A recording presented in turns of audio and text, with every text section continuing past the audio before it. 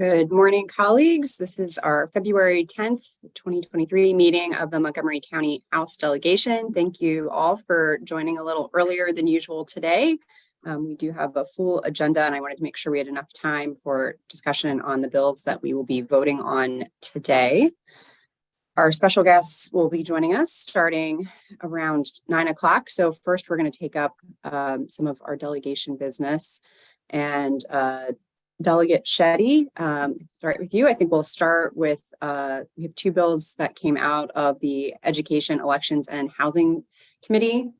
If you'd like to start with MC 17-23. Sure. Thank you, Madam Chair. Good morning, everybody. We will start with MC 1723, the Montgomery County New Single Family Residential Real Property Sales Contract Requirements Bill that was presented to us a couple of weeks ago by Delegate Queen. As a reminder, colleagues, this requires disclosure of contractors and subcontractors that have done work solely on new construction. The EEH committee voted unanimously in favor of the bill, and I'd like to ask for a motion to move the bill favorably.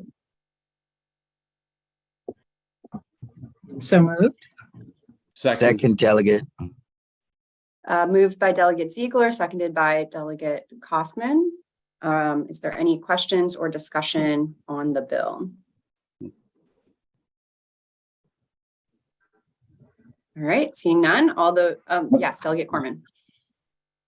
Yeah, Madam Chair, I was a little slow this morning. I just want to clarify my read of the bill. This applies to a new construction. If I'm reselling my house in a future year, it does not apply. So people don't have to worry about saving 30, 40, maybe 50 years if I'm lucky, years of records to pass along to a future owner.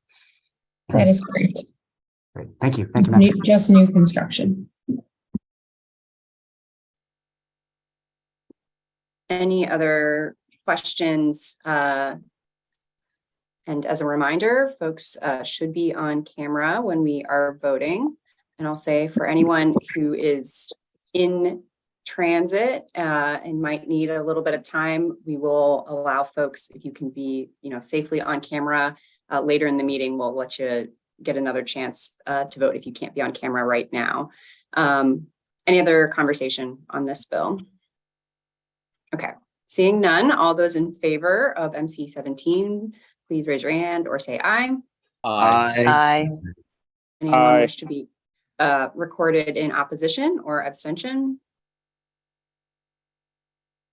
All right, seeing none, that bill passes. Delegate Shetty. Thank you, Madam Chair. Our next bill is a bill that was brought by Senator Kramer that would provide for impasse arbitration, both off-cycle and on-cycle within the HOC. I just want to give a quick update on this bill for the purpose of the delegation members who are here today.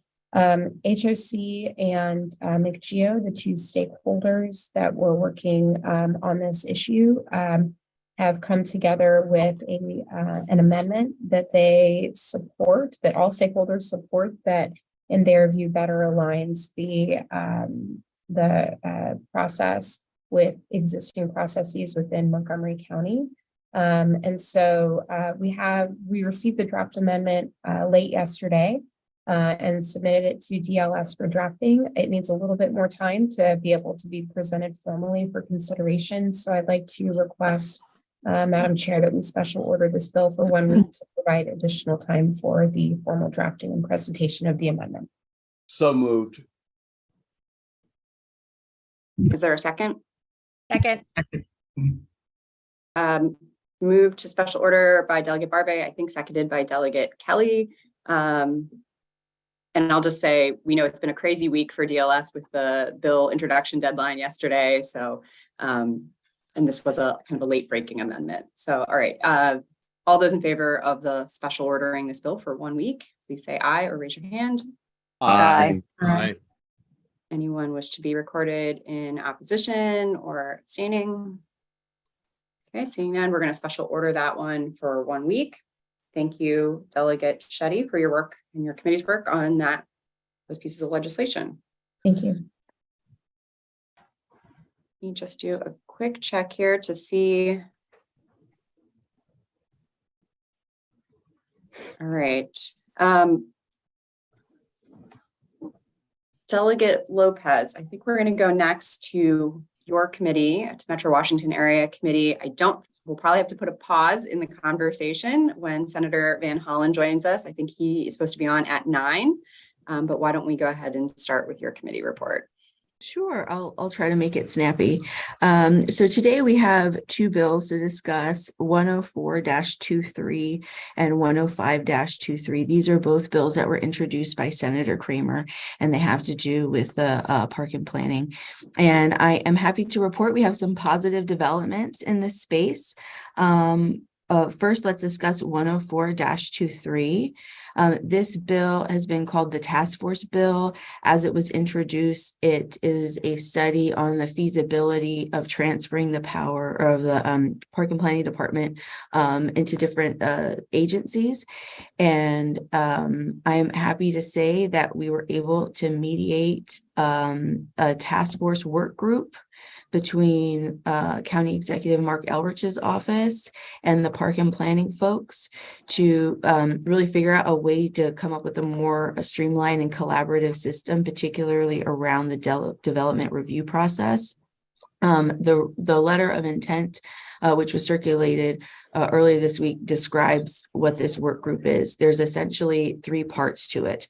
The first part is a series of town halls or listening tours or open forums to get community input. And by community, I mean people who are developers, who are business leaders, community leaders, affordable housing experts, citizens who or residents who have insights they would like to share about their experiences. We'll have a series of, I think it's 3 listening tour locations throughout the county.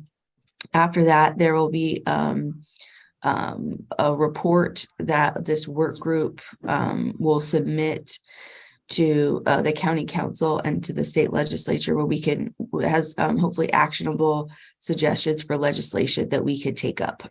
The work group is intended to be as neutral and apolitical as possible. It is largely made up from bureaucrats from park and planning and the county executive's office. We do have a representative, Senator Kramer, on there, since he was the one who introduced these bills. We are awaiting a letter from Council President Evan Glass to discuss. We're awaiting a letter from Council President Evan Glass. He will describe how the county council can collaborate with this process as well. There's lots of options to be inclusive in them, and we're figuring out exactly how to make that work with all the scheduling. So in lieu of the task force bill given by Senator Kramer, or I guess we should accept this letter of intent and vote down Senator Kramer's bill. I guess procedurally, that's how we want to do it today. Is there anything missing, Chair Polakovich-Carr? Thank you, Chair Lopez. Let's open this up and see what questions that people have. I think we'll hold the vote until after our guest presentations here today. Questions, discussion. Delegate Frazier-Hidalgo. Yes, thank you for your work, Delegate Lopez.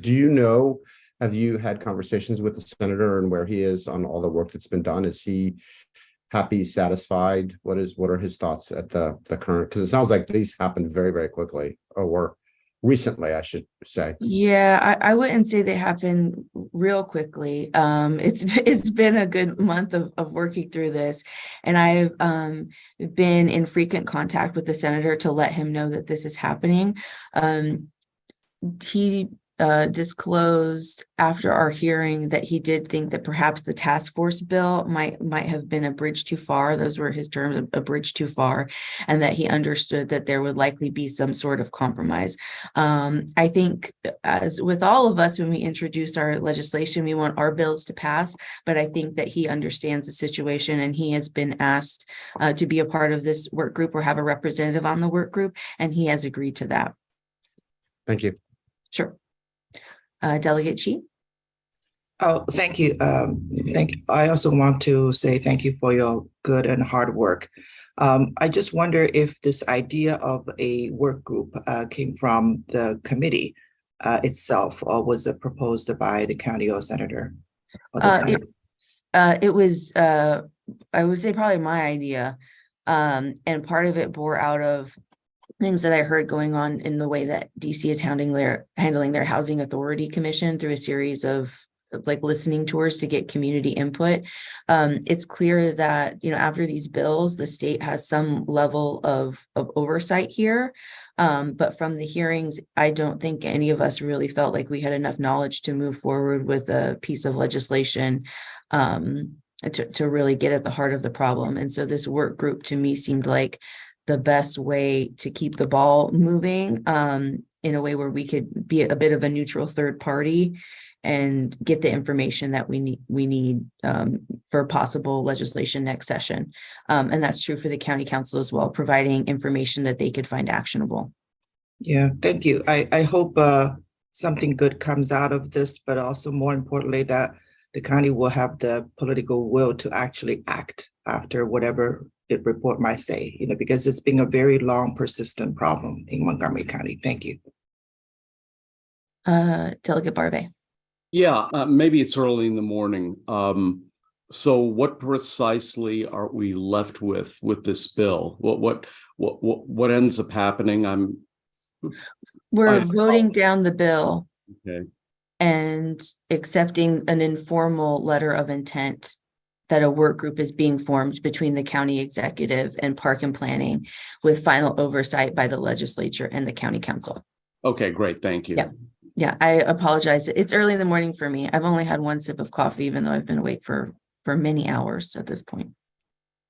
And I think we're going to pause that conversation. Senator Van Hollen has joined us. Senator, we are delighted to have you here for our meeting with Montgomery County Delegation. And, happy to hear some updates from Washington today. Well, thank you, Madam Chair. And it's great to be with all of you, the Montgomery County Delegation.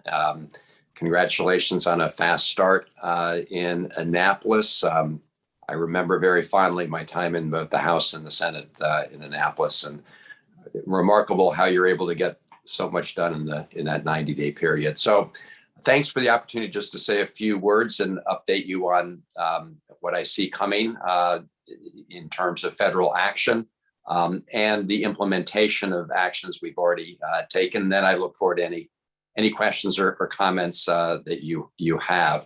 But I do want to emphasize the fact that we are here with an open ear, open door for any issues that you want to weigh in on at the federal level.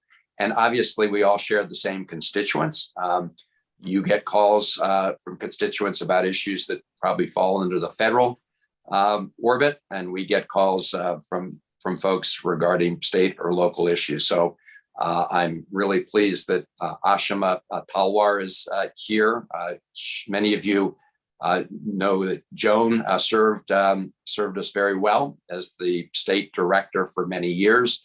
One of the great things she did was also recruit a terrific new state director when she left, Ashima. And Ashima's here, and many of you have already gotten a chance to meet her.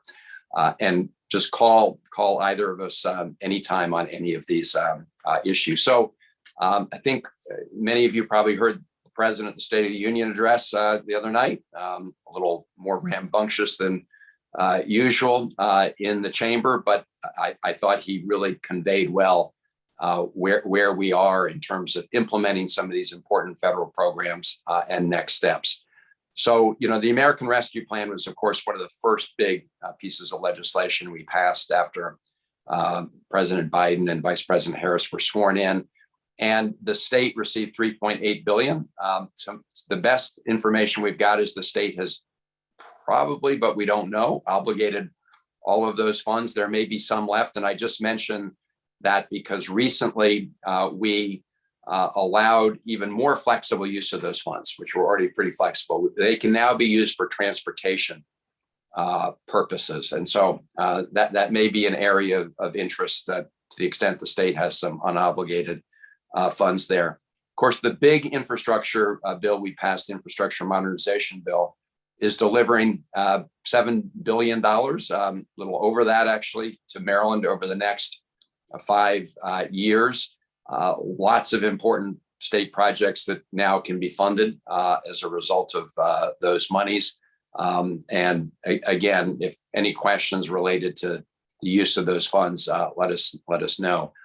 On top of those automatic funds that will just come as part of a formula, there are $150 billion in additional federal funds for competitive projects. And so we are urging all of you, the folks in the state agencies to be on the lookout for important projects that the state can use to use those funds for.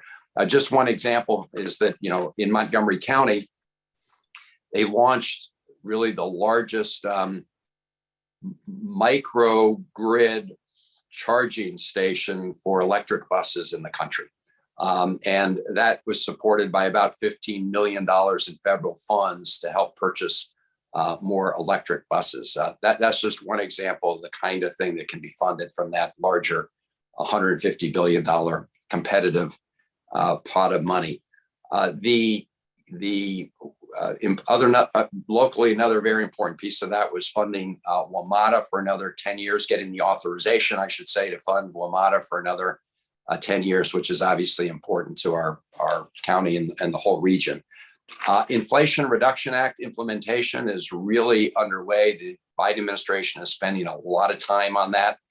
A good amount of that relates to either tax incentives for our constituents, or funds that our constituents can use to reduce the costs of purchasing electric appliances or making their homes more energy efficient. So we look forward to working with you to get the word out as to what is available to all our constituents coming through the Inflation Reduction Act, the clean energy piece. The president spoke yesterday, earlier this week, about the prescription drug part under Medicare, and we're continue to build on that as well.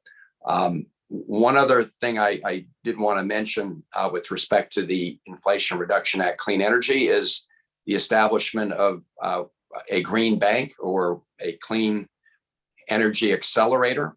This is something I worked on for years. Montgomery County, as you know, has launched its own green bank. The state has some clean energy financing mechanisms, but when this is stood up at the federal level later this year, it will create enormous opportunities for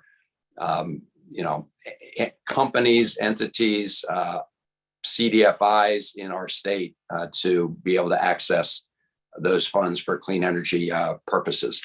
Let me just close by mentioning two things. One is in the last 2 years, the Congress has finally really given itself back the power of the purse when it comes to direct funding of local projects, sometimes called earmarks, congressionally directed funding.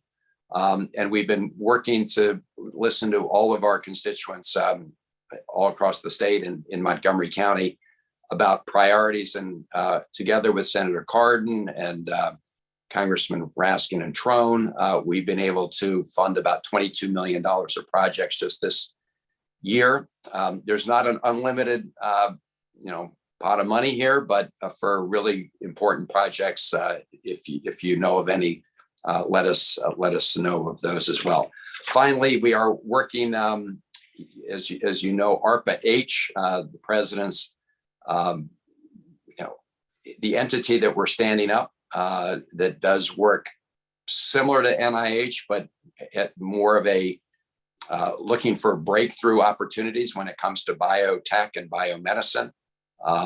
There were efforts to prevent it from being located in the Washington metropolitan area. We're glad that we were able to get rid of the provisions that limited the places that it could be.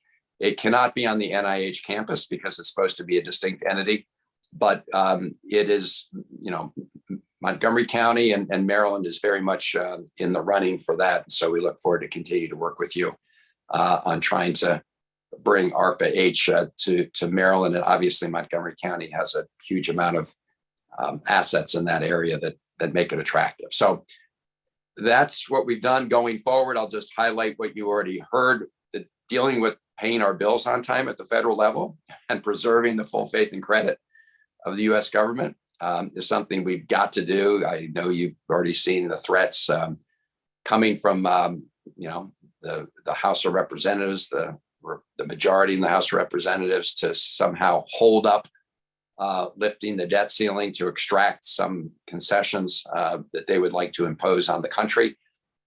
We just can't do that. And then later this year, we're going to have to pass our federal budget in order to keep the government open.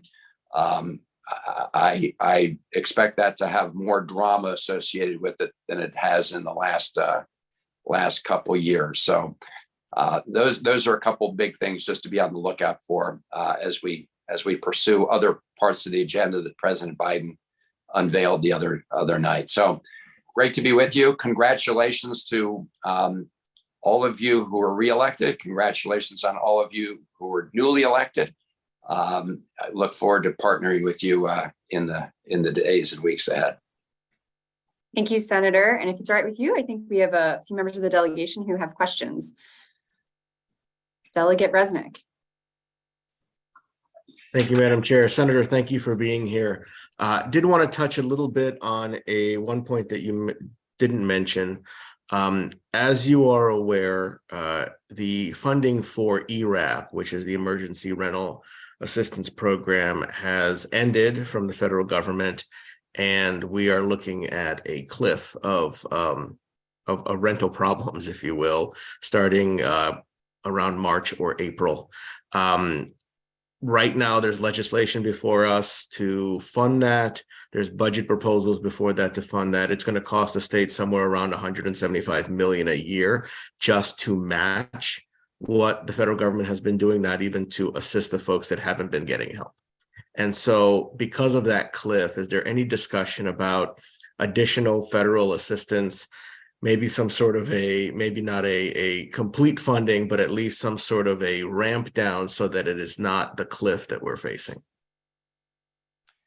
Well, Delegate Resnick, thanks for raising that issue. In fact, we had a hearing just yesterday in one of the committees I serve on, the Banking and Housing and Urban Affairs Committee, on this topic, on the shortage of affordable housing and the rental housing piece, obviously figured prominently in that discussion. And I've introduced bipartisan legislation to expand the availability of affordable housing vouchers.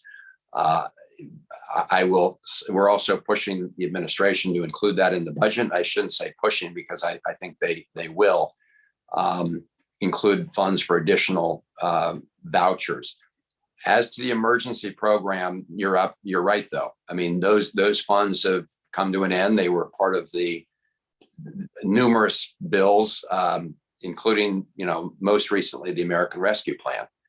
But those emergency funds are expiring. As you know, the president is going to declare an end to the public health emergency in a couple months. So beyond the annual funds that we're trying to provide for affordable housing and trying to up that number, as I said, in terms of the federal allocations, there's no immediate, there's no program to replace that emergency program. The whole issue of affordable housing, as you may all recall, was one of the pieces of that original Build Back Better plan that the president had proposed, one that I strongly supported, but we just didn't have the votes to get that through last session. And I will say, just as a political fact, it's going to be harder to do that given the composition in the House this year. So we look forward to working with you in any way we can with HUD, but there's no replacement for that emergency fund on the immediate horizon. Sorry, not that better on that front, but that's where it is. Sorry to cut you off, Senator. Delegate Chi, go ahead. Thank you, Madam Chair, and thank you so much, Senator, for joining us and for your great work. I have a question about the CHIPS Act and the manufacturing dollars that can be funneled through the states. I wonder how Maryland can go after the federal funding to really beef up our domestic production by taking advantage of this opportune time with the tremendous federal focus on Make It in America. I'm just very curious, which, like in the state of Maryland, would it be up to our Department of Commerce, for example, to go after that? And who can go after that? Thank you. Well, thank you, Delegate Key, and thank you for raising the issue. The CHIPS and Science Act was a huge victory, I think, for our country in the last 2 years. And it's important that there was the CHIPS part and the science part, right? The CHIPS part was fully and immediately funded at over $50 billion. And, entities in Maryland that want to compete for those funds certainly can. As you've seen, you've got very big chips semiconductor companies that have already decided to use some of those federal funds, partner with the federal government in Ohio and upstate New York and other places to really manufacture and boost our domestic supply of semiconductors and chips. So Maryland, it's not that Maryland can't. Maryland has not expressed, at least to date, an interest in competing for the CHIPS part of the funds. Now, under the Science Act piece, we authorized a big expansion in federal investments in everything from AI to quantum computing to other cutting edge technologies. And NIST in Maryland, of course, would be a big conduit for those funds. A lot of them also go through the National Science Foundation. One of the things I've been stressing, and for those of you, and I think you all know, at the federal level, you have a two-step process on the funds, right? It's not like the Budget and Tax Committee authorizes and appropriates all at once. We have authorizing and expending. And under the Science Act, the increase in monies for cutting edge science was authorized at a higher level. But now we need to make sure we appropriate the monies for those important priorities. And so we'll be pushing hard to do that.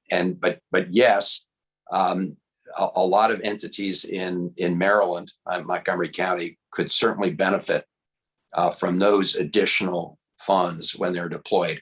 And I should say, I'm confident that President Biden's budget that he's going to submit will include funding for the meet the authorization levels for the Science Act. It will be up to Congress then to make sure that we sustain those funds in the final budget. And the budget battle is going to be quite contentious, to put it mildly. But yes, lots of opportunities there on both pieces. But again, I don't think Maryland no one in Maryland, to my mind, it so far has really been focused on the chips piece, chips manufacturing. So if you have any leads, let us know. Delegate Corman. Thank you, Madam Chair. A short one and a medium one, if that's all right. Great, thank you. So Senator, thanks for being here. I hope you're feeling well. The short one is not directly important for Montgomery County, but important for the state. Is there any update on the FBI relocation process? So yes. So for those of you who've been following the FBI, this has been a long history of this. 3 sites had been identified a long time ago as sites that could meet the mission of the FBI. 2 in Maryland, both in Prince George's County, 1 in Springfield, Virginia. The criteria that was released by the GSA back in September, with input, clearly a heavy hand from the FBI, tilted the playing field toward Virginia because the current director of the FBI, Chris Wray, has clearly demonstrated through his actions and his words, at least his private words, that's where he wants to go. And so they put a thumb on the scale in terms of the criteria that were released. So this is a priority of the delegation. We just met earlier this week because we were able, Senator Cardin, myself, Congressman Hoyer, and others were able to get language into the appropriations bill that passed this past December, to require the GSA to consult with both, Maryland and Virginia. And we're going to use that as an opportunity to not only talk about why our two Maryland sites are the best sites, but also to call upon them to reevaluate the criteria that are not consistent. Are not consistent with years of federal intent on this. So we're going to push very hard. Thank you. That was the short one, believe it or not. The medium one, Senator, I really appreciate you bringing up WMATA. Obviously, I felt like you were speaking directly to me. I think you were talking about the $150 million a year commitment that the federal government started making back in 2007, thanks to your leadership when you were in the House and Tom Davis and others.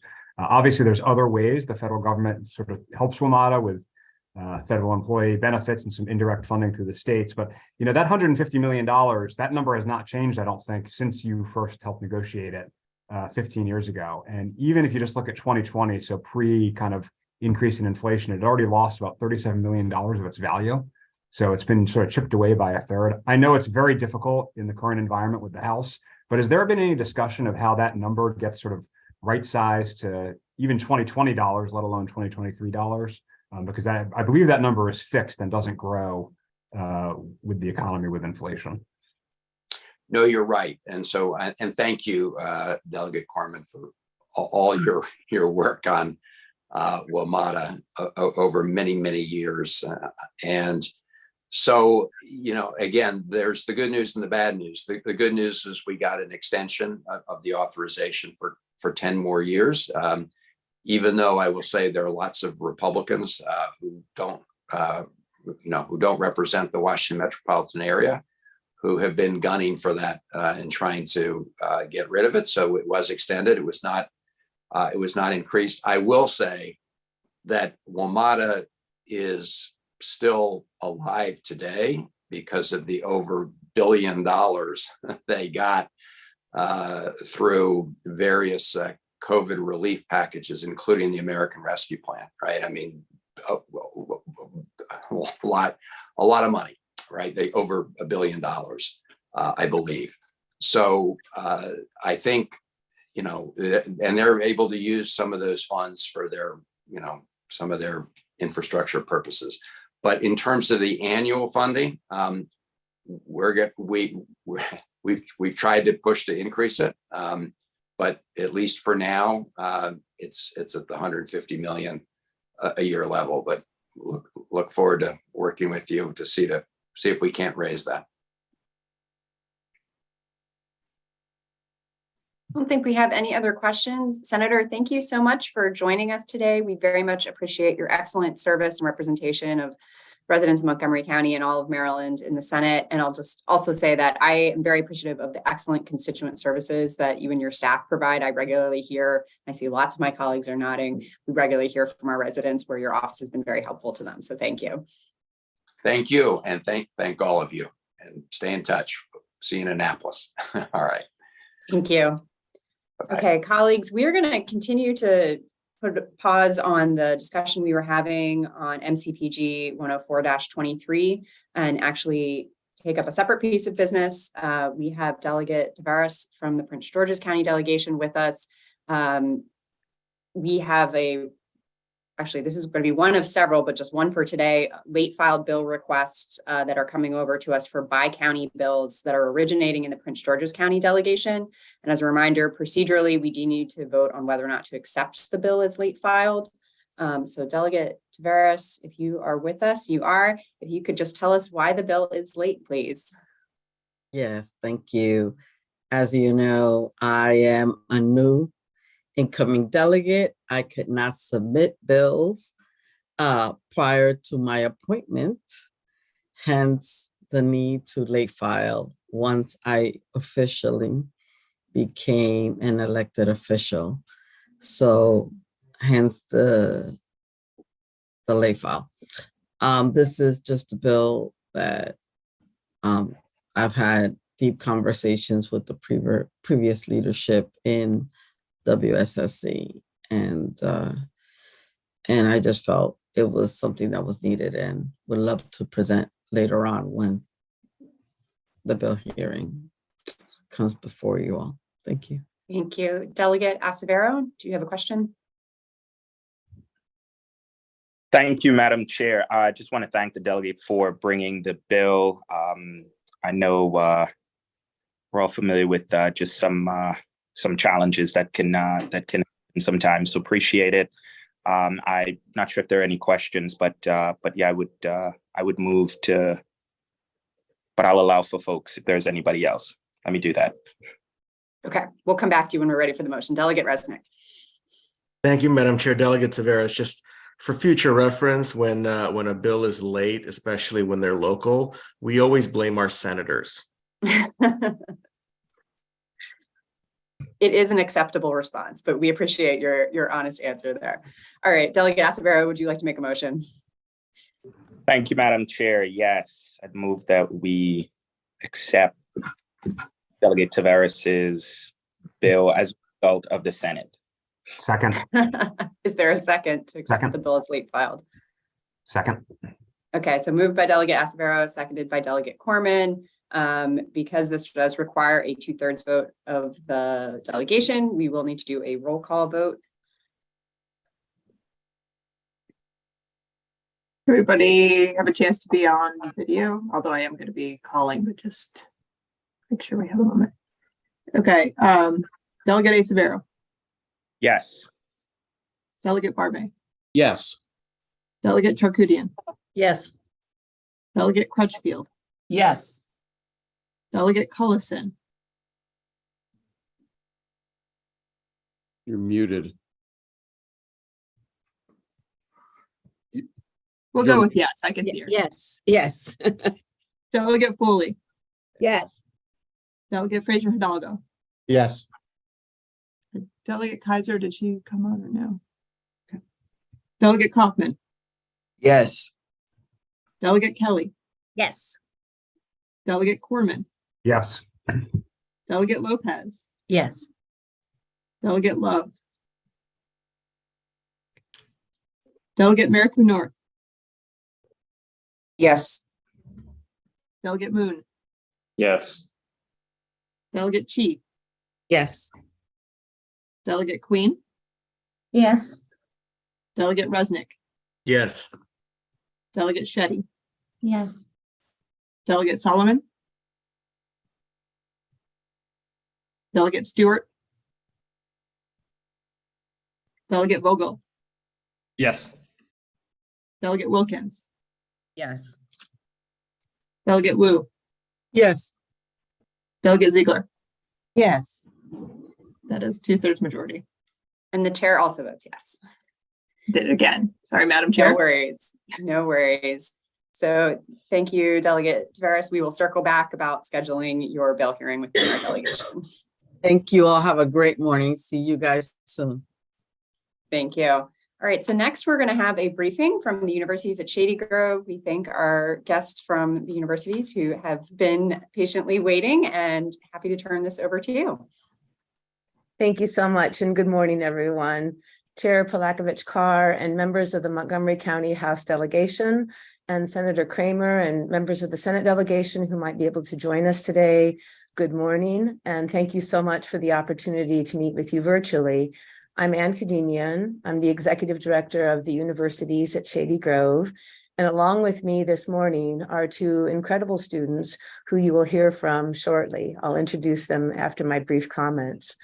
I want to just take a moment to recognize two of the members of the delegation who serve on our board of advisors, Delegate Ann Kaiser and Senator Nancy King. Our thanks to our board members as well as our representatives. We have a number of new members in the delegation this year, so I want to make sure that first that everyone has a solid understanding of what USG is and how we work. And I want to focus on three distinguishing characteristics of USG. First of all, USG is not a single university, but rather it's a regional higher education center in the university system of Maryland. We bring together on one convenient Montgomery County campus an array of undergraduate and graduate academic programs, approximately 80, from 9 different state universities from within the system. I like to say in shorthand, 9 universities, 1 campus, great results. Second, we are distinct in the students that we serve.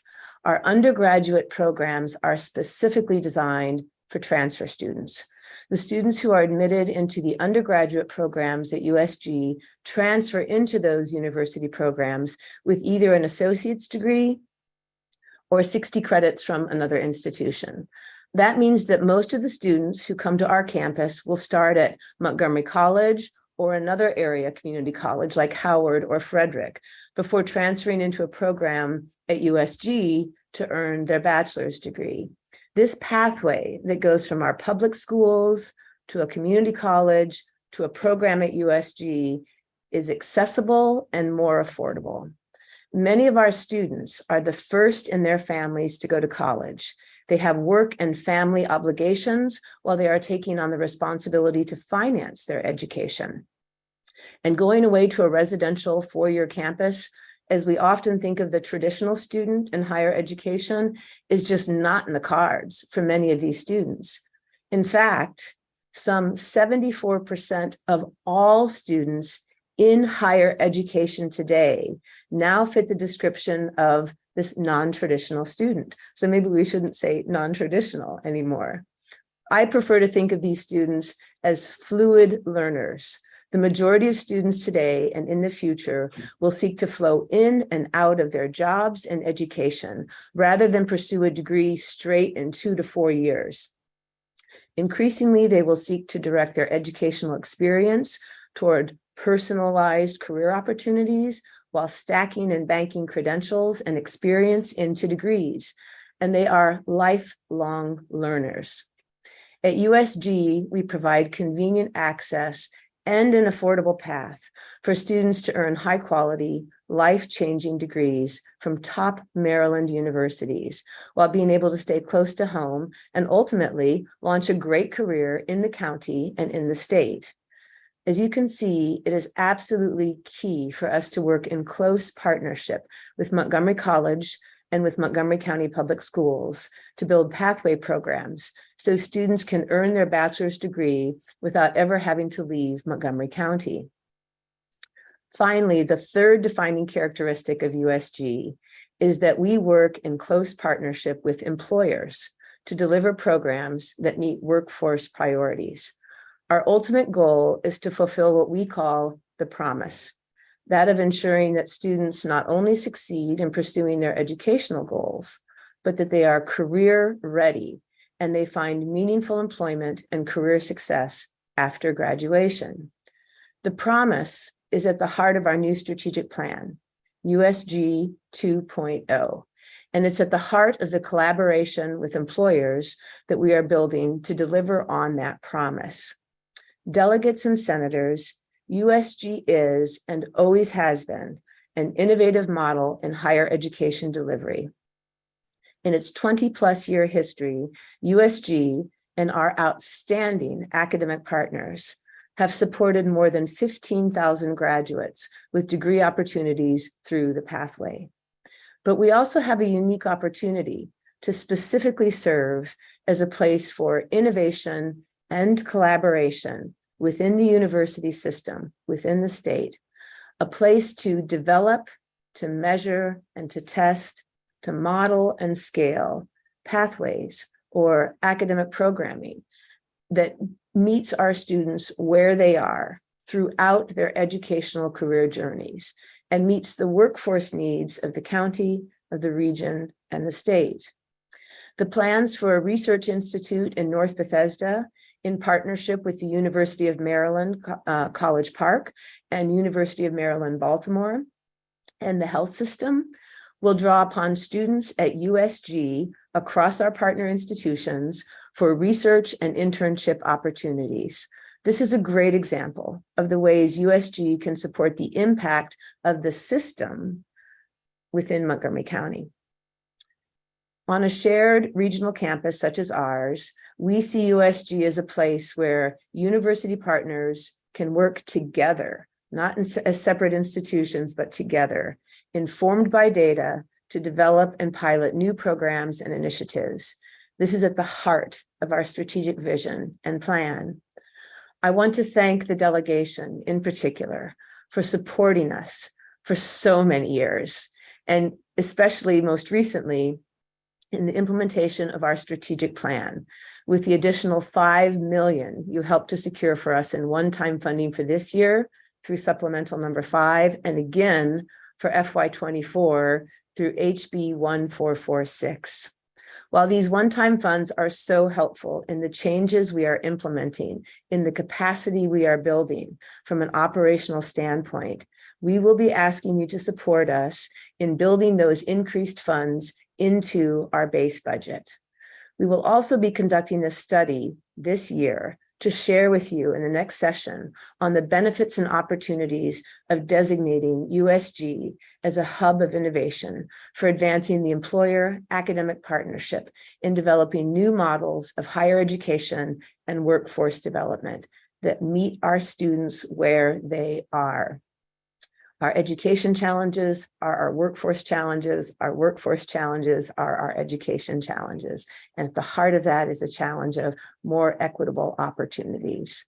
So thank you again to the delegation, especially to Delegates Solomon and Corman, for having championed legislation previously that enabled USG to now have its own budget code. And I couldn't end this session without thanking all of you for our beautiful BSc building, Biomedical Sciences and Engineering building, and all of the support that you have provided to make Shady Grove a true educational enterprise in Montgomery County. Now, at this time, it is my pleasure to introduce 2 wonderful students at USG. This is the best part of my job. One is about to complete her bachelor's degree, and another who has already earned her bachelor's degree at USG and is finishing her pursuit of a master's degree this spring. The first student I want you to hear from is Melina Kansari. She will soon be one of the first graduates in the state of Maryland to earn her bachelor's degree in the field of biocomputational engineering. This is an exciting and brand new degree program at the University of Maryland, College Park's Clark School of Engineering, and it is offered exclusively on the USG campus. Melina is on track to graduate from that program this spring, and she is a co-chair of the USG Student Leadership Advisory Council. Melina, take it away. Thank you, Dr. Kardanian, and good morning, members of the Montgomery County Delegation. My name is Melina Kansari, and I'm a student in biocomputational engineering at USG. I was born and raised in France, but 5 years ago, I moved to Maryland with my family without knowing any English. I had to learn English from scratch, and I'm still learning, but I still managed to graduate high school with a high GPA and to earn my associate degree a year early. I was studying engineering at Frederick Community College when my sister decided to enroll at the University of Maryland at USG in the Smith School of Business. After she told me how small the classes were and how close she felt to the professors, I knew I wanted to go there. Luckily enough, I had heard of this new program that the University of Maryland College Park's Clark School of Engineering was launching at USG called Biocomputational Engineering.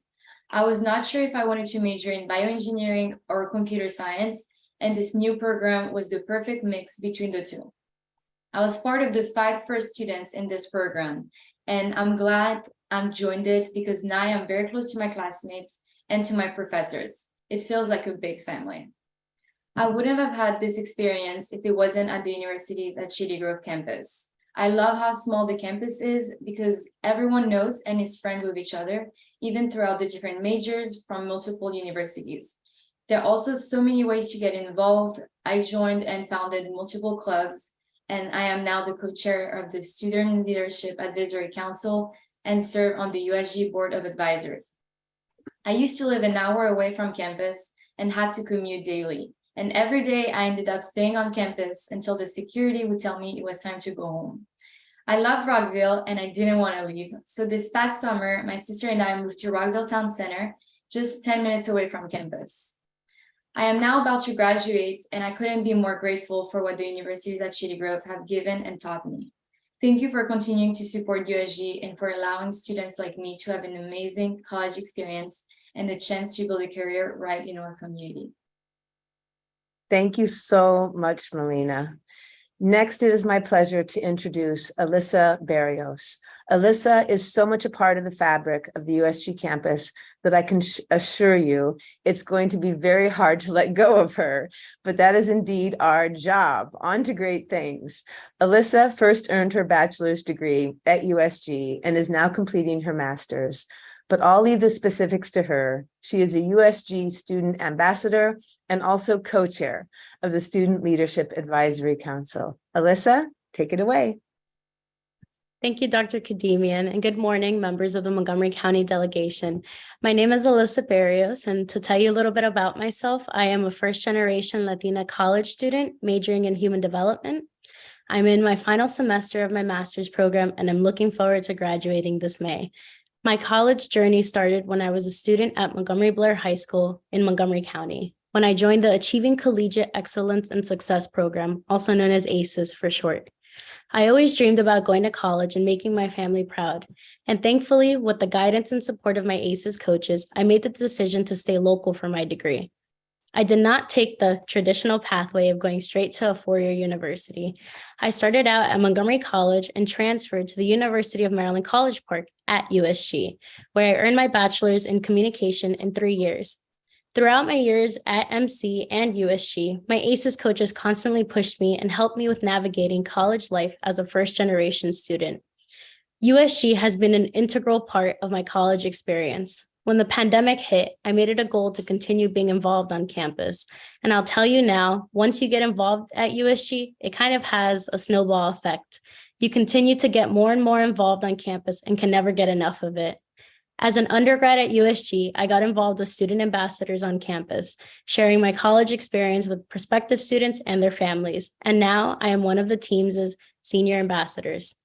When I graduated last year, I knew I had found my passion for higher education because of my time spent at USG.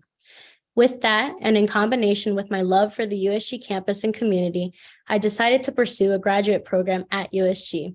I quickly became involved with the Graduate Student Association and am now a co-chair of the Student Leadership Advisory Council and serve on the University System of Maryland Student Council, representing USG in our community.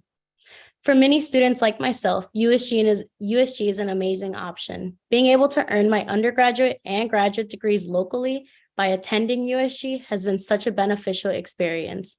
And being part of the USG community is something I will always treasure and take with me as I go on to build my future career. Thank you for the support you provide to USG and to thousands of students each year like myself. Thank you, Alyssa. And thank you all for your time this morning. We appreciate the opportunity to share the accomplishments and the impact of USG and our plans for the future to scale and grow and serve even more students. We look forward to any questions you may have. Thank you. Thank you for the presentation. Colleagues, does anyone have any questions?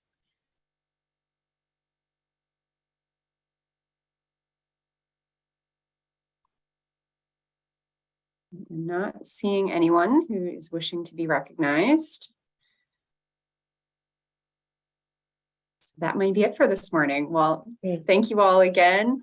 Melina, thank you. Especially, you're one of my constituents in District 17, and Delegate Barbe and Delegate Vogel are also on here too. Welcome to Rockville. Thank you. Great. Thank you all again. So much. We look forward to keep continuing to work with you.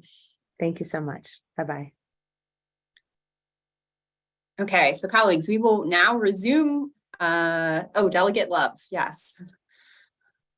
Thank you, Madam Chair. I am now at a place where I can safely turn on my camera.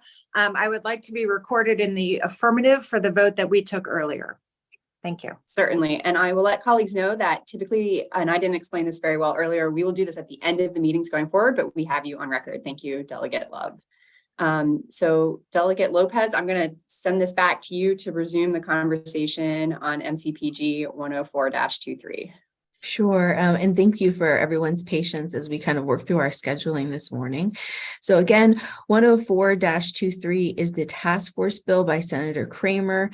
I would offer that we should vote this bill down. That's what the committee has done, and support informally the letter of intent that was submitted to us by the county executive. So moved. Second. Right, Okay, so that was moved by Delegate Barbe and seconded by Delegate Shetty. Is there more discussion, questions, conversation on this bill or the letter of intent? Delegate Solomon. Thank you, Madam Chair. Delegate Lopez, thank you again for all your work on this. Just maybe a minor point, since it's a letter of intent and not a bill, but is it your understanding that the 3 town hall meetings are not necessarily a ceiling, but more of a floor? Like if they wanted to do a virtual town hall meeting, would that be acceptable? Sure. So in the letter of intent, it describes where the 3 meetings will occur. One of them will be virtual. I think it really comes down to just staffing where they were assigned. But yes, I think if there is a positive reaction from the community and a demand for more, I think it's totally within the realm of possibility that more be added. Great. Thank you very much for your work on this. Sure. Thank you. Other questions or conversation?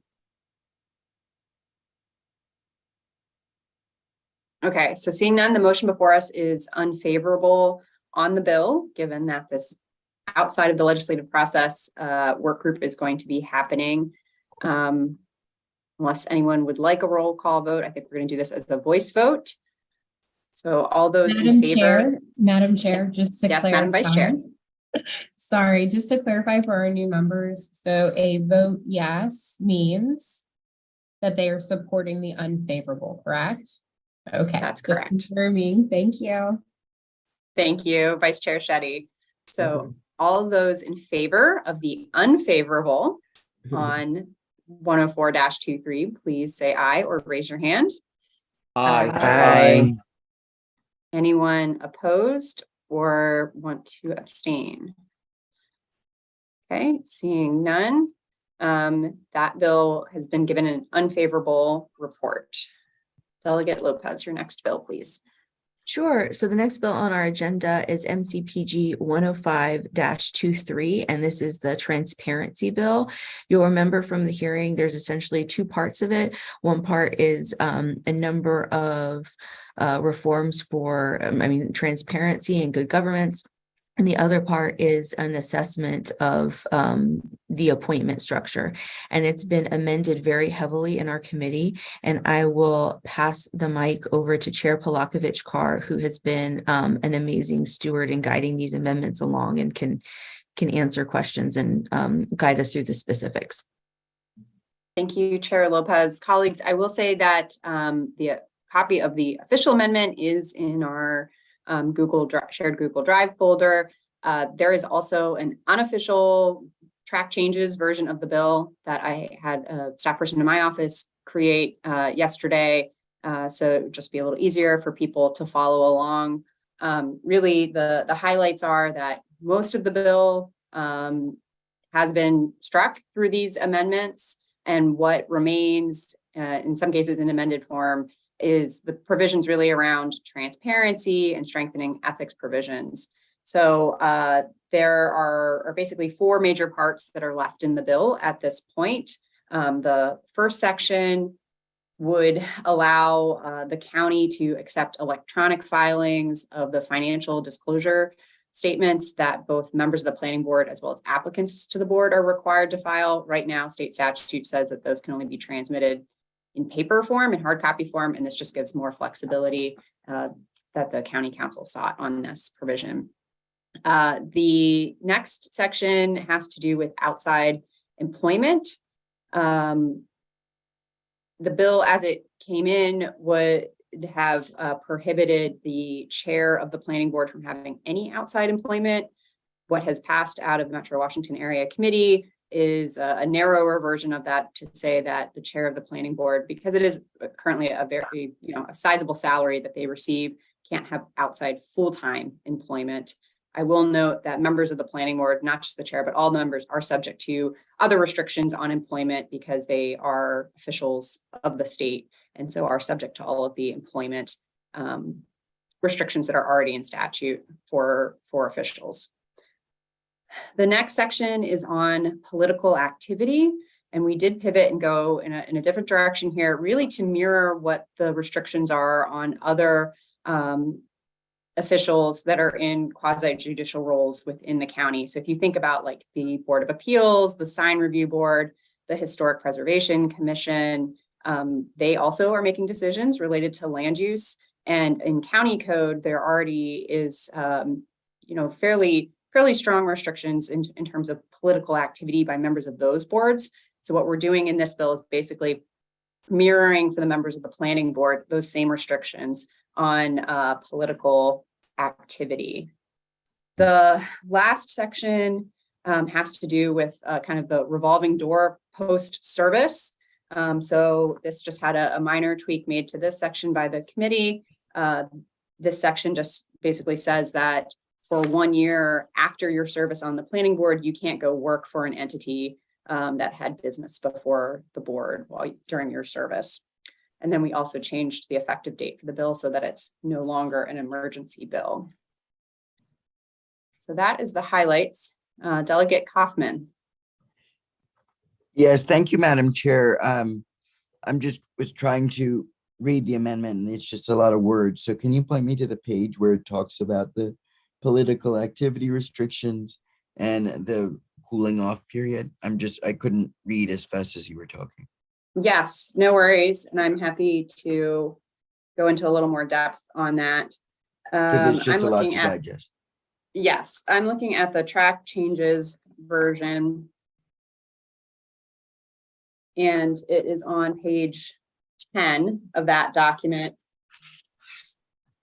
So the political activity section reads, a commissioner may not solicit or accept from any person with business before the commission a financial contribution for any political candidate, political organization, or ballot question, or to solicit from any persons with business before the commission an endorsement of or opposition to a political candidate.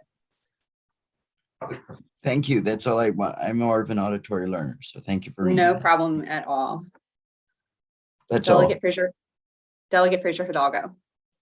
Thank you, Madam Chair. Just a quick question. Could you expand a little bit about what you were talking about, what their salary is and part-time employment? I know you said they have a sizable salary. Can you familiarize us with that, what that salary is and what that particular piece means?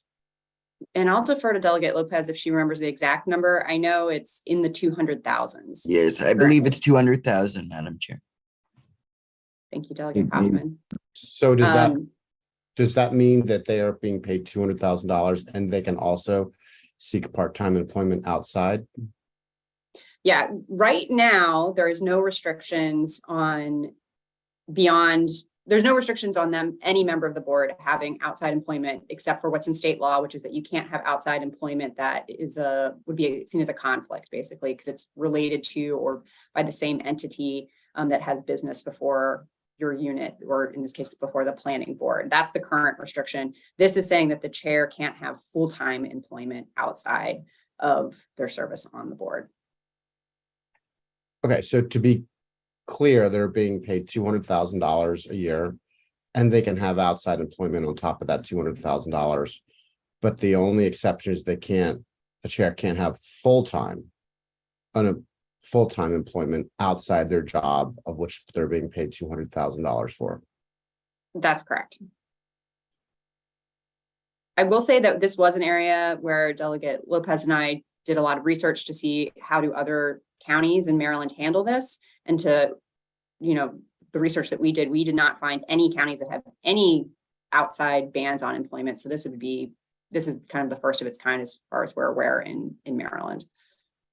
So this would be a tweak to the existing law. It's technically a new section because the current restrictions are not specific to the planning board. They apply to all state employees, to all public officials that are subject to, including elected officials under state law. So that's a much broader range of people that the current restrictions apply to. Okay, I just beg everybody's forgiveness to forgive me on my ignorance of the law, but the existing law, but it does strike me as concerning that someone making that kind of salary from the taxpayer can have outside full-time and or, well, I will leave it there. That area is concerning to me. Okay. Delegate Pelly. Thank you, Madam Chairman. Following up on Delegate Fisher-Douglas' question, actually, do we have a definition of part-time? Is it 32 hours or less, 35 hours or less? Do we know? 20 hours? That is a good question. The amendment just says full-time. So it could be 39 hours. Yeah, I'm not sure if full-time employment is defined anywhere else in that section of code. Okay, thank you. Delegate Corman. Thank you, Madam Chair. I guess I just want to clarify, I appreciate what Delegate Fisher was saying. I agree with him. I agree with the changes he proposed. Do we have examples of someone having done this, serving as planning board chair at that salary and having outside employment? Not to my knowledge. Okay, so this is I just. think this, yeah, Sorry. I think this was a provision that was brought in not to address any prior known problem, but really just was prospective. Okay, so I just want to stress that because we've had a lot of planning board chairs over the years, so there's no particular issue that we're addressing in the past. We're just preventing something in the future. That's right. And I'll just also add that the salary of the chair of the planning board is not set in statute. There's a very small salary for the board members that is set in state code, but beyond that, it really is at the discretion of the budgetary process that our counterparts in the county are going through each year. So theoretically, that salary could change in any given year. So I think us saying no outside full-time employment is fair, but I mean, there is some possibility that the salary for this chair of the planning board could be decreased in a given year. And I do worry a little bit about, an unintended consequence that if we were more restrictive there, that could be harmful to somebody who is serving in that role should the salary change. As a reminder, colleagues, to be recognized, you cannot be operating a vehicle. Delegate Chi, go ahead. Thank you, Madam Chair. For context, in reference to your comment about unintended consequences, as some of us might be able to recall, if you were a voter a few cycles ago, Montgomery County voted to change county council jobs from part-time to full-time. So currently, all the county council members, even though their salary has increased quite a bit over the years after that change, there's no restriction on outside employment, even though their jobs are considered full-time and they're compensated as such. So if you want to bring things in line with each other, then that's another element of consideration. I just want to point that out. Delegate Barbe. Yeah, thank you, Madam Chair. Do we know of the non-chair positions, how many hours a week do they work? Do we know? Are they part-time? May I answer that, Madam Chair? Because I do know. If you have the answer, go ahead. I do know it's an 8-hour day on Thursdays. So they work one full day a week, Delegate Barbe. But I do know, having known some former planning members, board members, that there's a lot of prep that goes into it. And keep in mind, colleagues, just as a contrast, while the chair makes $200,000, the Joe Schmo planning board members make only 30 grand a year. Okay, and I take it that, thank you very much, Delegate Kaufman. I take it that the chair of the planning board, that's a 40 to 50 hour a week job. Is that the case? I would assume so, but I haven't talked to any previous members of the planning board. But I would assume with the county of 1.1 million people, it's more than full-time, Delegate Barbe. Okay, That's so my understanding, Delegate Barbe. that it Okay, is a so full-time let me position. say this. I mean, I don't think we should be too harsh on the outside employment of the chair for this reason. I imagine there will be many scenarios where a person is promoted from being a member to the chair, and they may have, you know, that they may be the partner in a law firm or an accounting firm, for example. And if they had to give up their salary, they might say, you know, I don't want to be chair of the planning board. So, you know, it seems like that would be an expected pattern of promotion. So, you know, I'm going to support the bill. I don't think we should be overly harsh about outside employment personally. Thank you, Madam Chair. Thank you. Delegate Queen. Thank you, Madam Chair. I guess I wanted to also talk about the outside employment. I'm not sure why we would need to even make a change there. I think I heard you say that this is not done in any other of our jurisdictions. And I think Delegate Chi talked about the idea that we have full-time employment in the on the council, and we don't restrict any other additional employment there. And then I would just add, going on with what Delegate Barve said, we talked about law offices and partners, but I'm a professor who works full-time now, and while in the General Assembly, and you can do lots of teaching full-time virtually. So I would hate for somebody, although I don't plan to work on that board, hate for me to have to quit my job teaching just to serve. So thank you. Thank you. And I think that is a great point. Part of the thought process in terms of with this amendment and narrowing the scope of that provision, at least for me, is right that people have other pursuits that they pursue professionally. It could be something creative, writing, video game creation, things that they can do on their own time. And certainly being an adjunct professor might fall into that as well. Delegate Lopez. That Chair Polakovich-Carr was exactly what I was going to say was the intent behind thinking through this part-time provision. You know, some people are adjuncting, many of us who do work in that capacity. There are some people who get paid a certain stipend to be a referee or a coach for their kids' soccer game. You know, we wanted to not make it restrictive, but make it clear that this was a serious and full-time position. Delegate Kelly. Thank you. And I appreciate this discussion.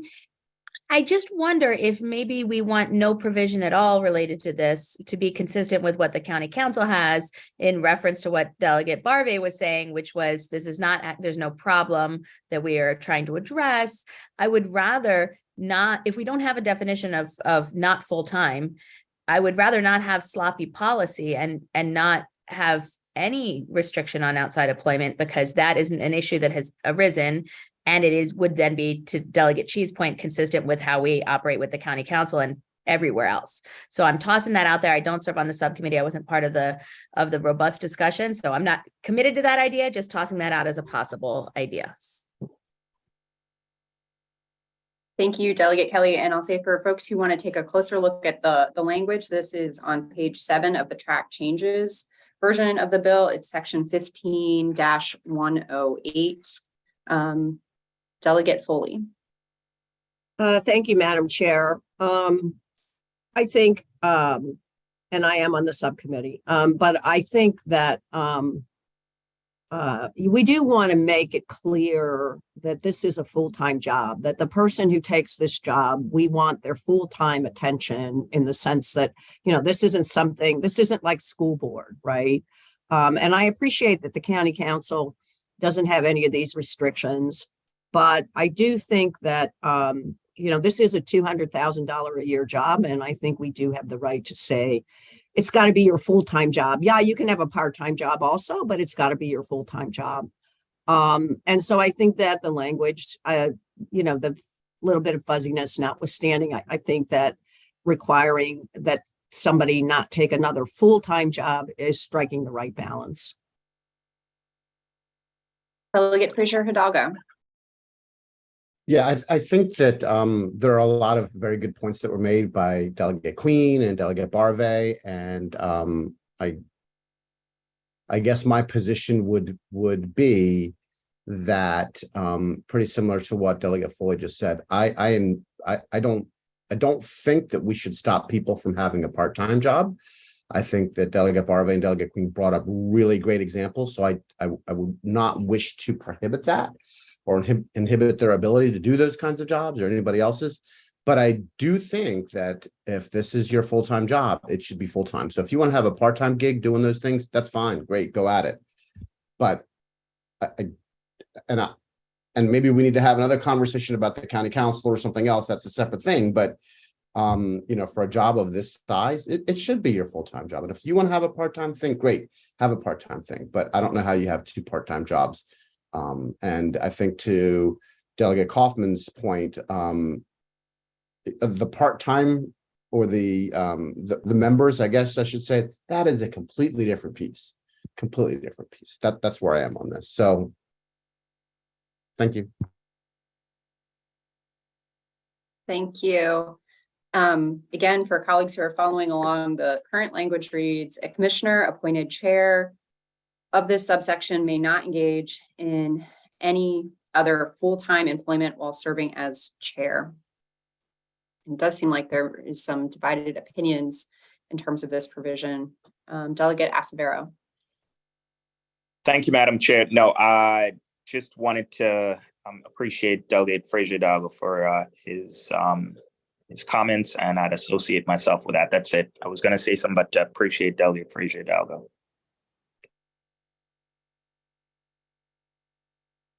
Delegate Wilkins. Excuse me. Thank you, Madam Chair. Just another me too to Delegate Frazier Hidalgo. I don't see how someone would be able to focus on this role, which is a really big and major role, and have an entirely additional full-time job. And this is a well-paid role. So I do agree with that. And Madam Chair, I wanted to check in to see, are these all of the amendments? Are we gonna just vote them separately?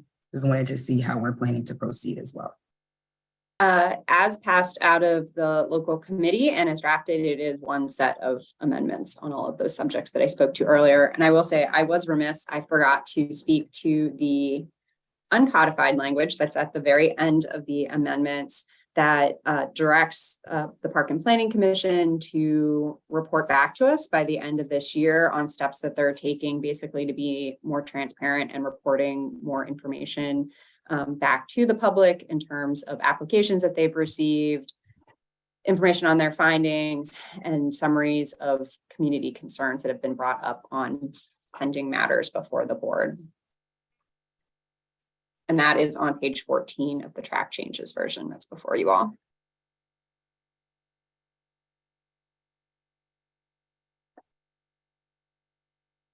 Is there other questions or discussion?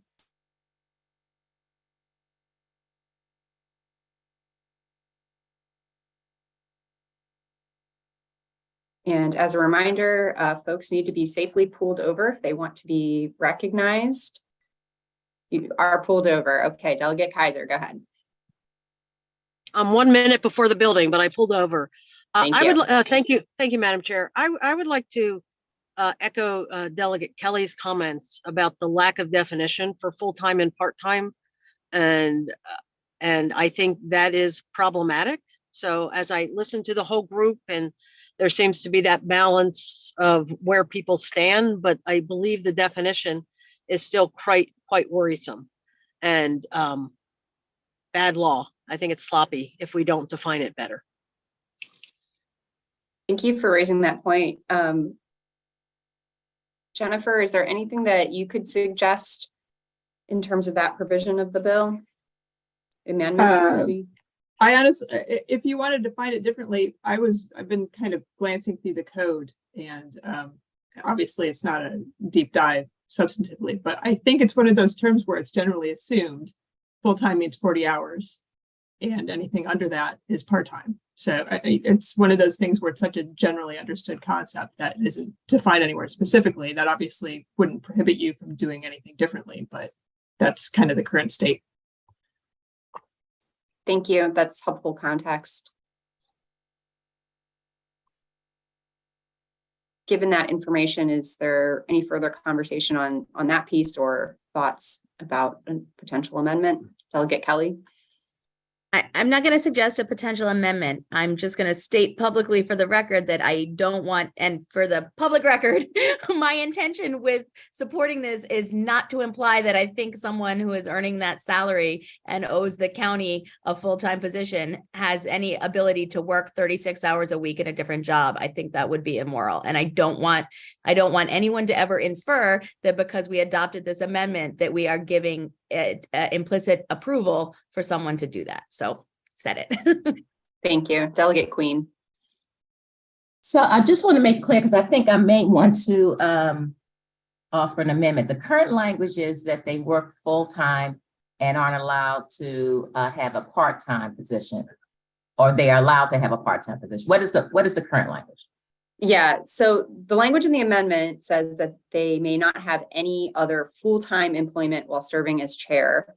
Current statute does not put prohibitions on a public official, including members of our planning board, from having outside employment. It's not a time constraint. It's more is it a conflict because of the work that you're doing on the planning board? So I don't think there's any restrictions on a member of the planning board having part-time or full-time employment, so long as whatever they're working on isn't in conflict with or perceived conflict with the subject matter that they're working on. So in this case, And is it clear that that role as the chair is a full-time position? Is that in statute? I don't believe it says that specifically. So the goal, I think, what we're trying to get to is to make sure they know that it's a full-time position. Why is that not the amendment, that this is a full-time position and we have no, what you do outside of that? I'm still not sure why we would be, I think part of it is sort of what I think Delegate Kelly just said. If you're working full-time, that's a full-time position. So that's understood. You should be there and available full-time. I don't get the point of dictating part-time or outside employment of any kind. So that's my concern, because people. Yeah. I'm sorry, go ahead. Yeah, well, people have, various reasons. I mean, they could be working part-time and be able to handle that. So I don't know how that would impact the quality of work. So I don't understand that. I don't understand why this is a conversation. We don't have an issue that it has occurred. So, and what issue do we, I think we are trying to prohibit. So I'm a little concerned about that. Okay.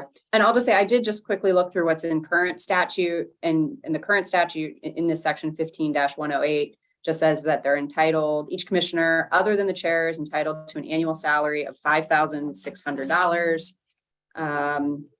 The chair of the commission is entitled to an annual salary of $6,100. And then it goes into that basically the county can authorize an appropriate supplementary salary. So that's what's currently in statute. That's the parameters that are there. So it doesn't specifically say that the position is full-time or part-time. Nor does it say they make 200,000 then, I guess. No, because that comes through through the supplementary salary in the budget each year. Yeah. Delegate Miracle North.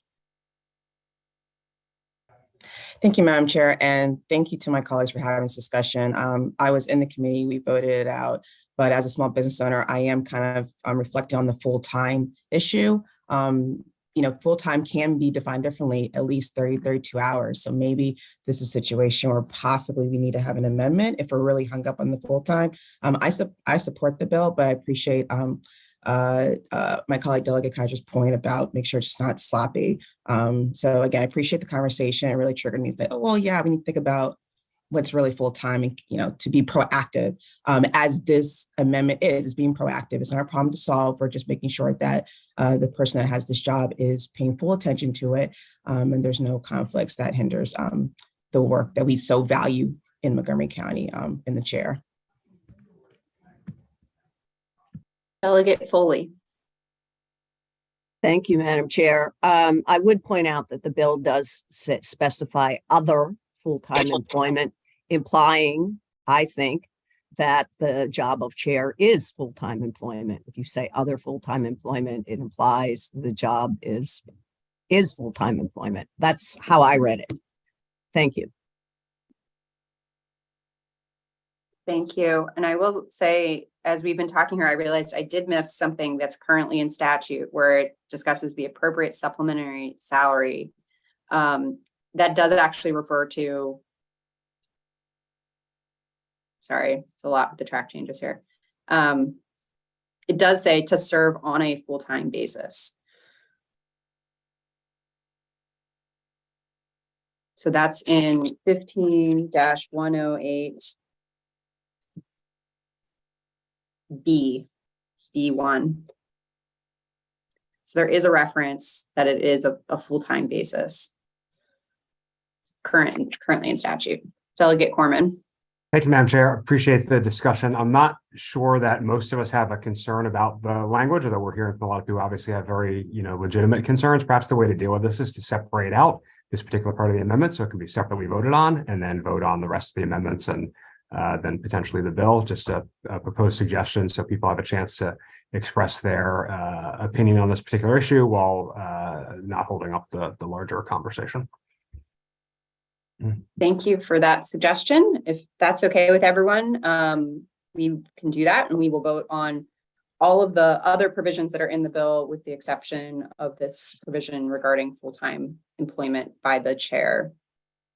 Does anyone wish to have a roll call vote for the bulk of the amendments, saving this piece?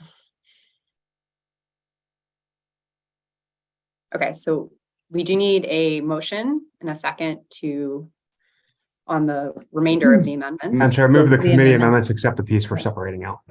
Second. Okay, so moved by Delegate Corman, seconded by Delegate Barbe.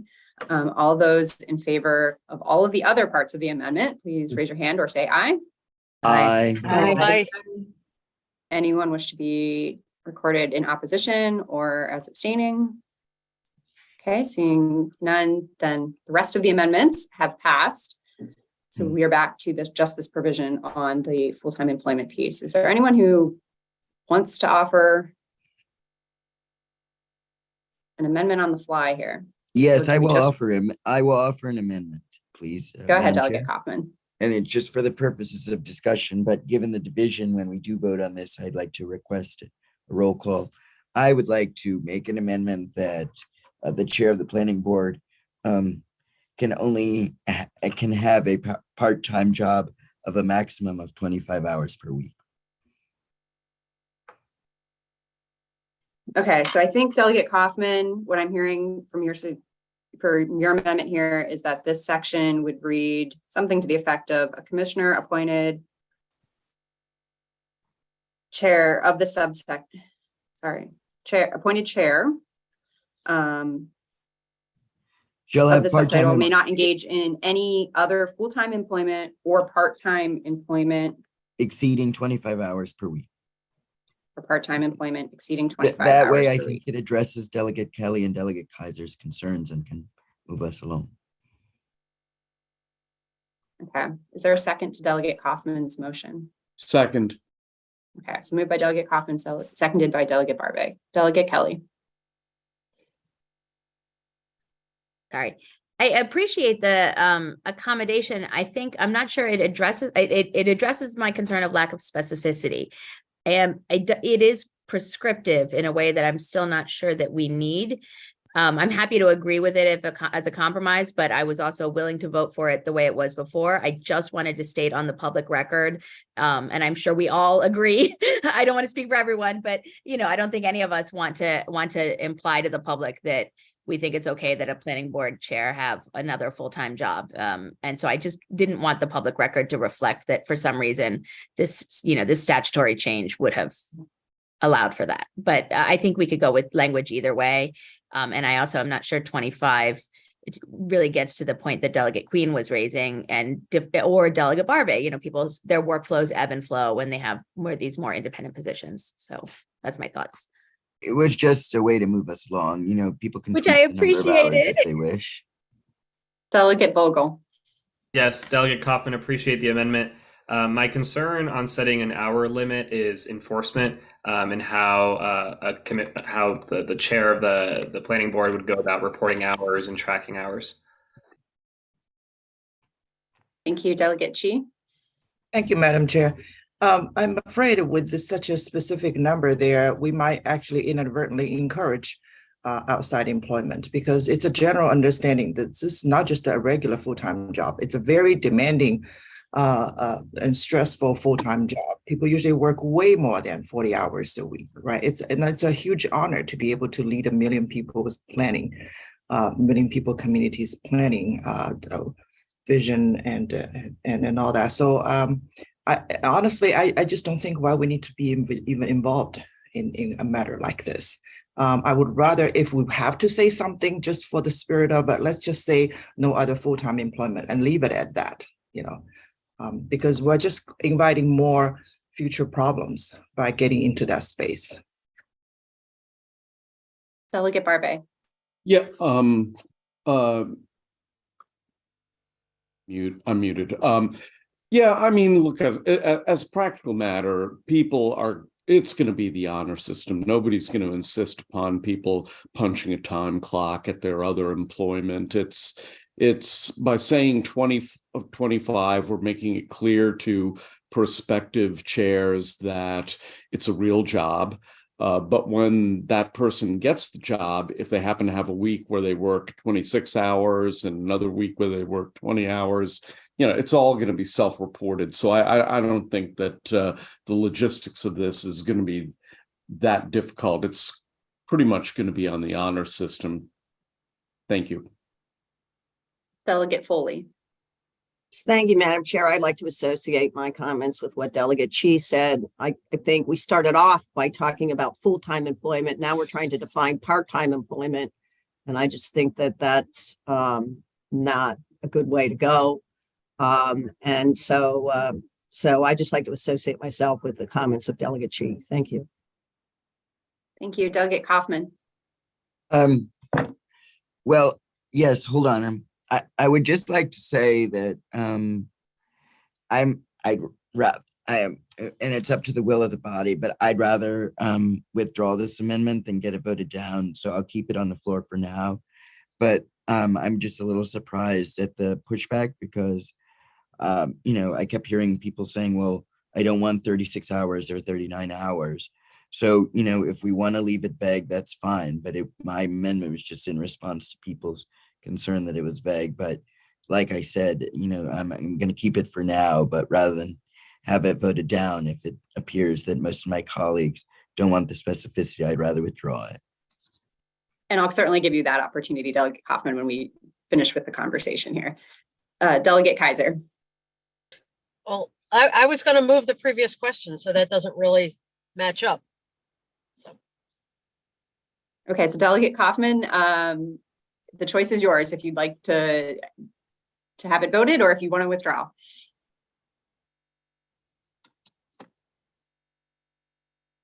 I actually think that I will keep it because I want to have the record show that we tried to define it further based on feedback today. Yes, and I will say I'm not actually sure which way this is going to go. I don't think it's a personal thing, and we appreciate that you were trying to help the conversation along here. So if we can, I know this is an unexpected roll call vote, but Jennifer, is it possible for us to do a roll call on this one? Definitely. I just want to make sure I have a clear understanding of what language we're going with. So this provision would be a commissioner appointed chair under section 15-106 of this subtitle may not engage in any other employment exceeding 25 hours per week while serving as chair. Is that what everybody's understanding? Yes, that was my intent, Jennifer. Okay. Thank you, Delegate Kaufman. And actually, I'm sorry, before we start the roll call, Delegate Kelly is seeking to get recognized. Go ahead. Sorry, I'm so sorry. And I feel like I made this whole conversation worse, and I apologize to all of my colleagues. I've had a rough 48 hours of busyness, but so just so I'm clear, the vote we're taking now is on an amendment instead of the amendment that says you can't have full-time employment, which I completely agree with. It's now an amendment saying you can't have more than 25 hours a week of employment, which I also completely agree with. But it doesn't address the larger question of should we be weighing in on their outside employment or not, because it's never been an issue. And we would trust someone in this role to be professional, and it's kind of unprecedented. So I'm going to be supporting the amendment because I also agree they shouldn't be working more than 25 hours a week, but I want to state for the record that I'm not sure we should be weighing in on this at all. Thank you. Thank you, Delegate Kelly. And I'll say, as the person who wrote the original amendment, I'm kind of in the same boat at this point in terms of where I'm feeling about these amendments. Delegate Frazier Hidalgo. Let me start by saying I'm so sorry. I'm so sorry. I didn't mean for this to go off the rails here. Hey, look, after talking with everybody and hearing all the sides, I stick to what I originally said, which is I don't believe that you should have another full-time job. But I've come full circle to the point where I think we should just leave it the way that you originally wrote it, Madam Chair. So I'm going to kind of, it's a good conversation to have, and that's where I am at the moment. So thank you. Thank you, Delegate Foley. Thank you, Madam Chair. If I may, I'd like to ask Jennifer a question. Go ahead. Jennifer, is part-time employment defined anywhere else? That's what I mean, I obviously am doing this on the fly and cannot say that I've done an exhaustive amount of research on it, but I haven't been able to find, like part-time employment means or full-time employment means anywhere so far. So, thank you, because I think, I'm sorry, go ahead. I was just going to say, I'm happy to do more research, but that's going to hold up this change to the amendment. That's up to well, thank you. But the reason I asked that is that, again, I think we started off by saying no full-time employment. Now we're sort of defining what part-time employment is, and that may have repercussions elsewhere. Because, I don't know. I mean, that part-time employment at 25 hours a week is 5 hours a day, 5 days a week. And that's a pretty minimal job. If you're at this level that you're the chair of the planning board and you're making $200,000 a year and you do have part-time employment, I'd be very surprised if you were spending 5 hours a week on that part-time or 5 hours a day on that part-time employment. So I am a little concerned about defining it this way. So anyway, thank you very much. And Jennifer, can you read again what the amendment is that's before us? Sorry, doing a couple things at once here, trying to make sure I have vote sheets and such. A commissioner appointed chair under section 15106 of this subtitle may not engage in any other employment exceeding 25 hours per week while serving as chair. Thank you. Delegate Corman. Thank you, Madam Chair. Just to make sure I understand, if this amendment passes, we can move on to the bill as amended. If this amendment fails, we can then revert to the previous amendment that we separated out. Is that, and then we will take that up. Is that an accurate understanding? Yes. Great. Thank you. Thank you, Madam Chair. Delegate Kelly.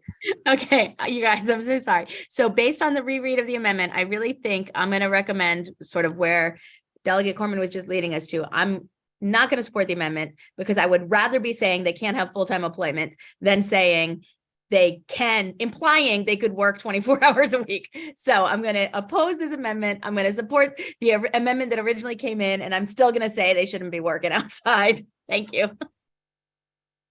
Delegate Barbe. I move the previous question. And I actually can't remember procedurally, what do we do? Does someone have to second that, or we just now vote? Honestly, I'm a little lost at this point. Madam Chair, you can't move the previous question because you participated in the discussion anyway, but I think no one else's hand is raised, Madam Chair, so you can probably just okay. So we're just going to go ahead and do the roll call vote on Delegate Kaufman's amendment, unless Delegate Kaufman wants to withdraw it at this point. I see you came off mute. That's the only reason I raise it. No, I'm going to go for it. Thank you. Thank you. All right, go ahead, Jennifer. Delegate Isvero. Delegate Barbe. Yes. Delegate Charkudian. No. Delegate Crutchfield. No. Delegate Cullison. No. Delegate Foley. No.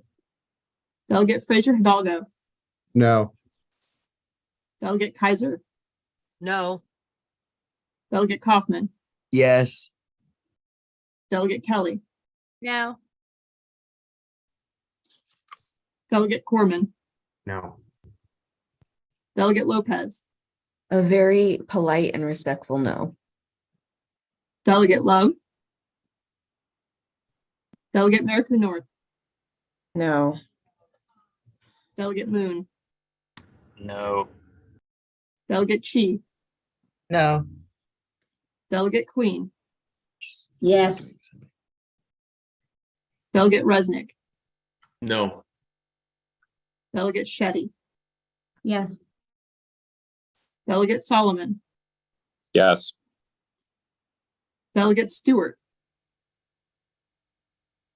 Delegate Vogel, No. Delegate Wilkins, No. Delegate Wu, Delegate Ziegler, No. Madam Chair. No. With 17 votes, nay. Motion fails. Delegate Kaiser. Given how the debate has gone, I think it might be worth also considering another substitute amendment to strike out any reference to the outside job. Okay, so just to be clear, Delegate Kaiser, you would be suggesting that the separate amendment that we were going to vote on that Have to says go in a that minute. they can't have any other full-time employment, we should give, are you suggesting an unfavorable, well, the motion hasn't actually been offered yet, that we just not offer that that amendment? Well, either it hasn't been offered, I wasn't sure parliamentarily wise, but if it had been offered, I would suggest striking that piece. So. Okay, and maybe to be clear, we could offer the amendment and then either so offer the amendment that you all have written. and we could vote it down on its own. Okay, I withdraw mine. Thank you, Madam Chair. Delegate Corman, did you want to say something? No. Okay, I so do. procedurally, oh, go No, ahead, no, I Jennifer. just want to, if you vote it down, the bill's going to stay as is. Yes. As put in by Senator Kramer. Oh, So I'm it goes sorry. back to the intellectual property parts and all of those things would be left. Okay, so we would need the amendment to say, strike we all need to that offer language. the It would amendment. actually, it would take Yeah. all of 108 out of 108 out of the bill completely, and it would leave law as it is. Okay. Delegate Corman. I'm sure, I think we're making this overly complicated. I think the votes are there for the amendment as you drafted and passed by the committee, and I would suggest respectfully that we move to that vote, and folks who want to vote against it should vote against it. Okay, would you like to move that amendment? Second. Second. Okay, so that was made by Delegate Corman. Enough people spoke at the same time. I wasn't quite sure. We'll say that was Vice Chair Shetty who seconded the motion. So again, this is the amendment that would not allow the chair to engage in other full-time employment while serving as chair. Any further discussion before we take a roll call vote on this? Delegate Kelly. I just want to clarify that this amendment does that, but it also strikes other parts of the bill, right? Is that what I was hearing? It strikes the language of the rest of the language in this section as it was introduced or by the sponsor. Right, and so we, again, from the work of the subcommittee, because I wasn't part of the conversation, that's important to do, right? It is. If this motion fails, I will offer another one to just strike the whole section of the bill. Thank you.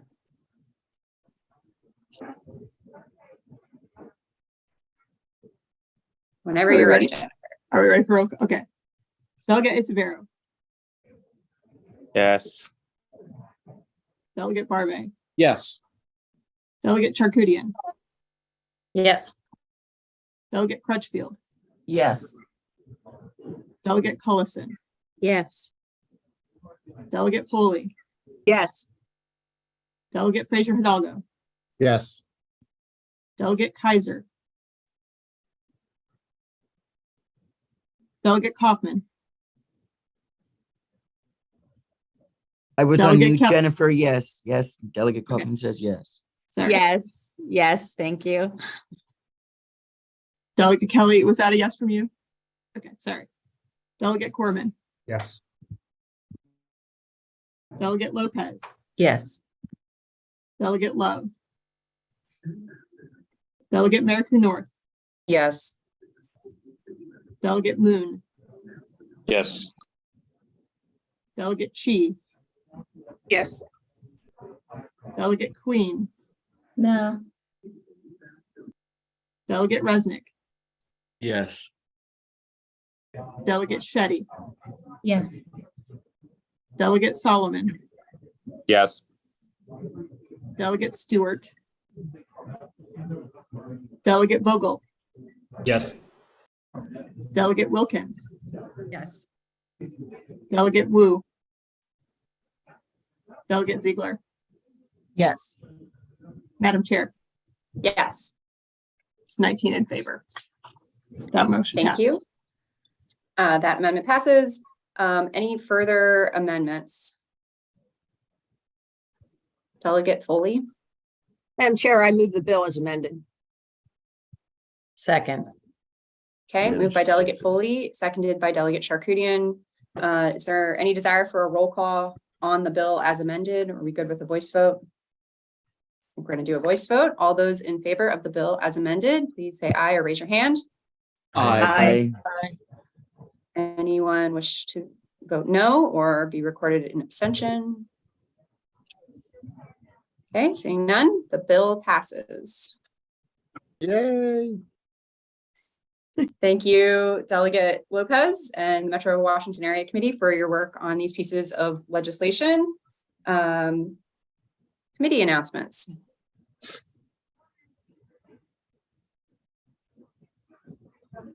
No scheduled committees. I do believe the Land Use Committee is meeting next week. Members of that committee should check their email for the date and time for that.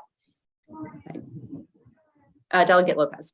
Thank you, Chair Polakovich-Carr. I don't have a scheduling update, but on behalf of the whole Metro Washington Area Committee, I just want to say thank you for being a great partner in shepherding all of those amendments. It's been really a heavy lift for the past month, and for all of your help in guiding our letter of intent work too. So thank you so much. And we don't have a meeting scheduled because of the work that's been done. So enjoy your Monday. Thank you, Delegate Lopez. Any other committee announcements? Okay, other announcements from members of the delegation. Delegate Charcudian. Thank you, Madam Chair. So colleagues, I just want to ask for your help with an issue related to clean energy and lowering the price of electricity for our residents. Many of you who were on the delegation 3 years ago voted to make community choice energy a delegation bill and a priority moving forward. We passed the bill in the committee, in the delegation. We passed it out of the House and the Senate, and it was a pilot project for the public service, for Montgomery County, and directed the Public Service Commission to set up the regulations to make the CCE a reality. The CCE is a key part of Montgomery County's ability to meet its climate action goals. If you read every single one of the climate action analyses, without a CCE, the county cannot meet the climate action goals. The really key part about a CCE is that it really gets the most clean energy possible at the lowest possible price. And that has to do with the ability of the county to negotiate with energy providers and to be able to lock in prices when energy prices are lower. And so across the country, it's led to lower prices. It's led to more clean energy. Unfortunately, the work group at the Public Service Commission, and you might have heard a little bit about this either from your from when the executive was here, from when the some of your constituents. The work group at the Public Service Commission, the staff of the Public Service Commission continues to try to write the regs so that it would slow down the procurement process and essentially keep the county from being able to take advantage of the points in time when wholesale electricity prices are lower. The county has written a separate set of regs, and both of these regs now are going to the Public Service Commission, the 5 members who will vote on how to interpret the law that we wrote. I did get an Attorney General opinion that sides with the county, that the Attorney General's interpretation of the law we wrote, that our intent was that the county would submit a plan that would be approved by the Public Service Commission, but they would not approve every single procurement. You should have received a sign-on letter. I think it's really important that we have every member of Montgomery County signing on. It was our bill, and we're really trying to prove legislative intent. And so you should have received a sign-on letter. We have 2/3, I think, of the delegation has signed on. There's been reminders. If it's gotten lost in your email, please let me know directly, because we'll make sure, and I think we just resent it again to the people who haven't signed on. Don't make me call your names out. If you have questions about the details of it, I'm happy to talk one-on-one with folks about, just about how it works and why it's so important that the county have this flexibility to do the procurements in this way.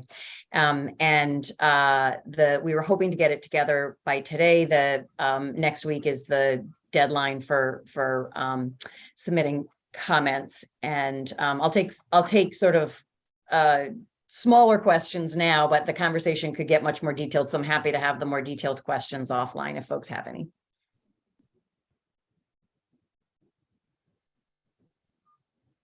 I don't think there's any questions. Thank you, Delegate Charkoudian, for bringing that letter forward to the delegation. Other announcements by any other members? Delegate Barbe? Did I see on the internet that today is Ann Kaiser's birthday? Yep. Happy birthday to you. Happy birthday, Ann. Hey, happy birthday. Yes, happy birthday, Delegate Kaiser. Happy birthday. All right, so then I think lastly, I didn't have a chance to say this in full earlier. What we're going to do going forward, that since people do need to be on camera to vote, what we'll do going forward is we'll keep the live stream going. This actually will end the official, business. If you've been recorded for all the votes today, you are welcome to go. But if you have not been recorded for any of the votes, we did vote out 3 bills, MC 17, and then those 2 bi-county bills, 104.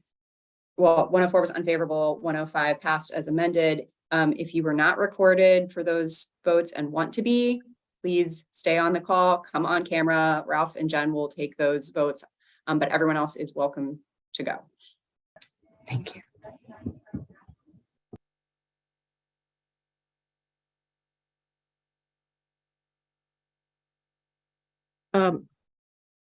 Delegate Collison, go ahead. Did I get recorded on the final vote on 105? I'm not sure that I got recorded on that with the amendments. I think they're checking. Okay.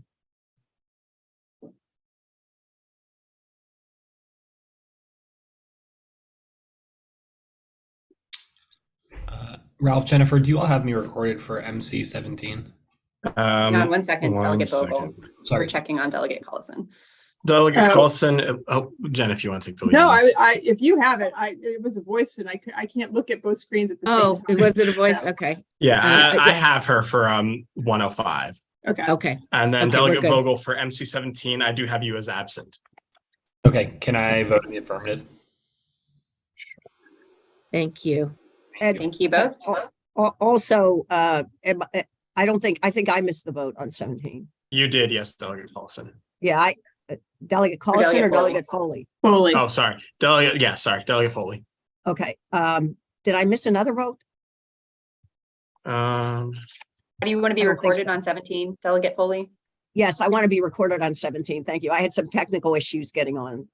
Okay, so voting in the Voted affirmative. affirmative. Yes, thank you. Okay, this is Delegate Crutchfield. Did I miss a vote as well? Yes, Delegate Crutchfield, you were also not present for 17. 1723? Correct. Okay, yeah, you can vote in the favorable for me on that. And what was 1723? 1723 was Delegate Queensville on new single family residential sales. Can I The be disclosure voted of in the contract. Can I be recorded in the affirmative?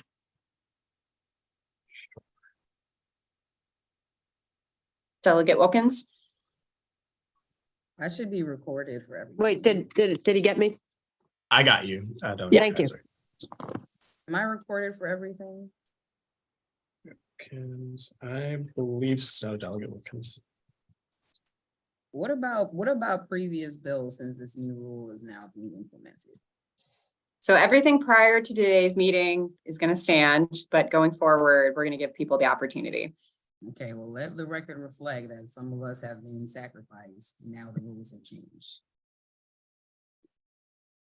I hear you. The rule has been that people need to be on camera for voting, so.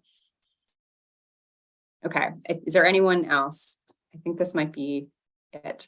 So you have me for everything, right? I've been here the whole time. Today, yes. I don't have you as missing for anything. Okay. All right, thank you. Bye, everyone. Thank you. Okay,